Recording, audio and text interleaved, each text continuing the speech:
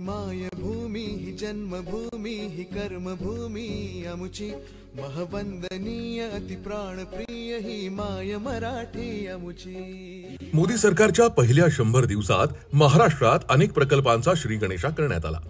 या प्रकल्पांनी राज्याच्या विकासाला मोठी चालना मिळणार आहे। मनमाड इंदोर रेल्वे मार्ग हा महाराष्ट्र आणि मध्य प्रदेशला जोडणारा महत्त्वाचा प्रकल्प आहे। या प्रकल्पासाठी 18,000 कोटी रुपये मंजूर करण्यात आले, तर यामुळे माल वाहतूक आणि प्रवासी वाहतुकीसाठी मोठा बदल घडून येणार आहे।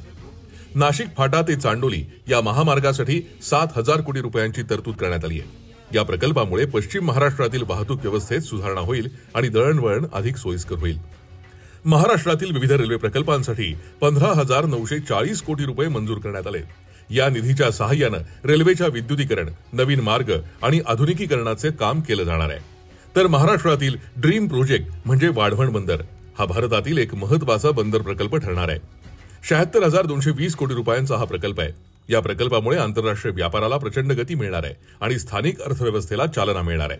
केंद्रीय अर्थसंकल्पात महाराष्ट्रातील विविध मेट्रो प्रकल्पांसाठी 2,584 कोटी रुपयांची तरतूद करण्यात आली आहे। यामध्ये मुंबई, पुणे, नागपूर आणि इतर शहरातील मेट्रो प्रकल्पांचा समावेश आहे। या प्रकल्पांमुळे सार्वजनिक वाहतूक अधिक सुलभ होईल आणि प्रदूषण कमी होईल। मोदी सरकारच्या पहिल्या 100 दिवसात महाराष्ट्रात पायाभूत सुविधांचा मोठ्या प्रकल्पांचा शुभारंभ झालाय।